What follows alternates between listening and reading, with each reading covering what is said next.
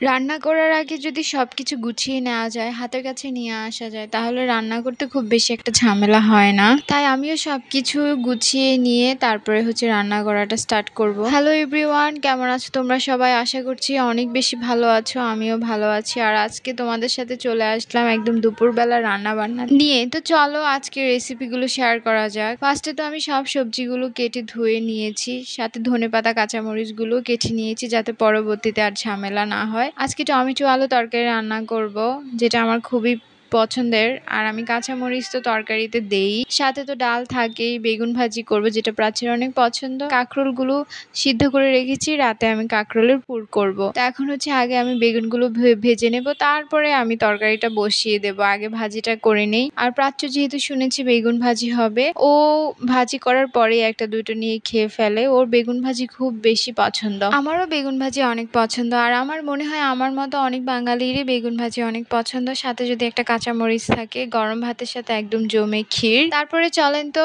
এখন আর ওইদিকে না যেয়ে তরকারিটা স্টার্ট করা যাক। আলুগুলোকে একটু ভাজি ভাজি করে নেব, তারপরে আমি টমেটোগুলো দিয়ে নেব। আর এখানে এগুলোকে আমাদের গ্রামীণ ভাষায় মুরলি বলে, এগুলো গুড়ের। আমি ওইদিন কান্দির পাড় থেকে নিয়ে এসেছি। আর এখানে মায়ের হাতে সেই আচার, যেটা প্রায় 80% মতো খাওয়া হয়ে গেছে। খেতে খেতে দেখি যে আমার আলুগুলো সিদ্ধ হয়ে এসেছে, যার কারণে আমি টমেটোগুলো দিয়ে দিয়েছি। আর টমেটো আলু তরকারি আমার অনেক বেশি পছন্দ, মানে টমেটো যে কোনো জিনিসই আমার খুব বেশি পছন্দ, যেটা আবার আমার হাজবেন্ডের পছন্দ না। রান্না করতে করতে বাইরের ওয়েদার দেখে তো আমি খুব হ্যাপি, কারণ ওই যে বলেছিলাম আজকে কয়েকদিন যাবত এই দুপুরের পরে হচ্ছে ঠান্ডা বাতাস ছাড়ে, মনে হচ্ছে ঝড় আসবে। এই ঠান্ডা বাতাসের কারণে ওয়েদারটাও ঠান্ডা থাকে, গরমটা তেমন ফিল হয় না। যদিও সকাল থেকে দুপুর অব্দি একটু কড়া রোদ থাকে। তারপরে এখানে আমার তরকারি সিদ্ধ হয়ে যাওয়ার পরে আমি একটু ঢেকে দিয়েছি, যাতে টমেটোগুলো সুন্দরভাবে আর একটু সিদ্ধ হয়ে যায়। তার পাশাপাশি চলেন বারান্দার গাছগুলোর সাথে পরিচিত হই আমরা। এই অ্যালোভেরা গাছটা অনেকটাই বড় হয়েছে, আমি এটা থেকে একটা দুইটা ডাল নিয়ে দিয়েছি। আর বৃষ্টির কারণে গাছগুলো অনেকটা সতেজ হয়ে আবারও উঠছে। আর এখানে অনেকগুলো ফুল আজকে ফুটেছে। আর নয়নতারা গাছে ছোট ছোট কয়েকটা চারা বের হয়েছে, কয়েকটা বলে ভুলেই হবে, বেশ কয়েকটা চারা হয়েছে। এখান থেকে আমার পিসিকে কিছু চারা আমি দিয়ে দেব।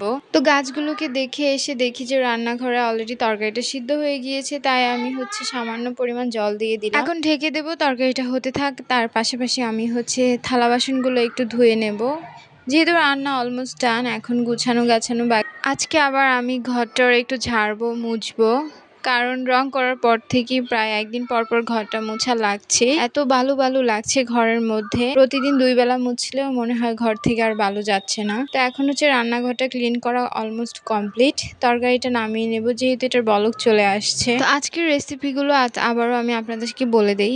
বেগুন ভাজি, তার সাথে আছে টমেটো আলু তরকারি, আর সাথে তো ডাল আছেই, যেটা আমাদের প্রত্যেক বেলা থাকেই মাস্ট। আজকের মতো যেহেতু রান্না বান্না কমপ্লিট হয়ে গেল, তাই এখন হচ্ছে আমি স্নানের জন্য গরম জল বসাবো। আমি মূলত এই কেটলির মধ্যেই গরম জলটা করি সব সময়। আর যেহেতু আমাদের খুব বেশি একটা গরম লাগে না, যার কারণে হচ্ছে এটাতে বসালেই হয়, যেহেতু ঠান্ডাটা কাটালেই চলে। প্রাচ্যের সাথে সাথে আমারও অভ্যাস হয়ে গিয়েছে গরম জল দিয়ে স্নান করার। জল বসিয়ে দিয়েছি, তার পাশাপাশি আমি ঘরটা মুছে নিচ্ছি। কয়েকদিন যাবত বাইরে বাতাসের কারণে ঘর প্রচুর পরিমাণ বালু ঢুকছে, যার কারণে না মুছে থাকাই যাচ্ছিল না। এই নতুন বাসাতে বাতাস আসে, পাশাপাশি অনেক বালুও আসে। আর প্রাচ্যকে আমি বাথরুমে ঢুকিয়ে দিয়েছি, সে এখন হচ্ছে গাড়ি দিয়ে বালতির মধ্যে জল নিয়ে কিছুক্ষণ খেলবে। কারণ এই ঘর মোছার সময় ওকে যদি আমি রুমে রাখি, তাহলে আমার আর ঘর মোছা হবে না। ও পুরা ঘর হাঁটাহাঁটি দৌড়াদৌড়ি করবে। আর ঘর মোছাও শেষ, পুরা ঘর গুছানো কমপ্লিট। এখন আমি জাস্ট স্নানে চলে যাব। বাইরের ওয়েদারটা একটু মেঘলা, তাই ঘরের এখনো লাইট জ্বালিয়ে রাখতে হচ্ছে, অন্ধকার অন্ধকার লাগছে। তা না হলে বারান্দাটাও আজকে মুছেছি, যদিও জানি যে বৃষ্টির কারণে মুছাটা দরকার ছিল না, কারণ বাতাস আসলেই আবার ময়লা হয়ে যাবে কিছুক্ষণ পর পরে। তো যার কারণে হচ্ছে বারান্দাটা এখন ডেলি মুছি না, 1-2 দিন পর পর মুছি। আর এই বারান্দাতে হচ্ছে আমার সবগুলো তুলসী গাছ, গাছগুলো এখনো ছোট, মতো। আর আমি বাহিরে কোথাও তুলসী গাছ দেখলে আমি চারা নিয়ে আসি। গাছের প্রতি তো লোভ আমার আছেই। আর এখানে নীলকণ্ঠ ফুল গাছটা অনেকটা বড় হয়ে উঠছে। আর বাহিরের ওয়েদারটা দেখছেন অনেক সুন্দর, ঠান্ডা বাতাসও আছে। তো এখন আমি স্নান করতে চলে যাব, কারণ প্রাচ্য অনেকক্ষণ ধরে বাথরুমে ওয়েট করছে আমার জন্য। ঠান্ডাও লেগে যেতে পারে ওর, যেহেতু এখন গরম ঠান্ডা ওয়েদার মিক্স করা। তো আজকের মতো এতটুকুই। আশা করি আপনাদের ভিডিওটা ভালো লেগেছে। আর আমি কাঁধে গামছা টামছা দিয়ে একদমই রেডি স্নানে যাওয়ার জন্য।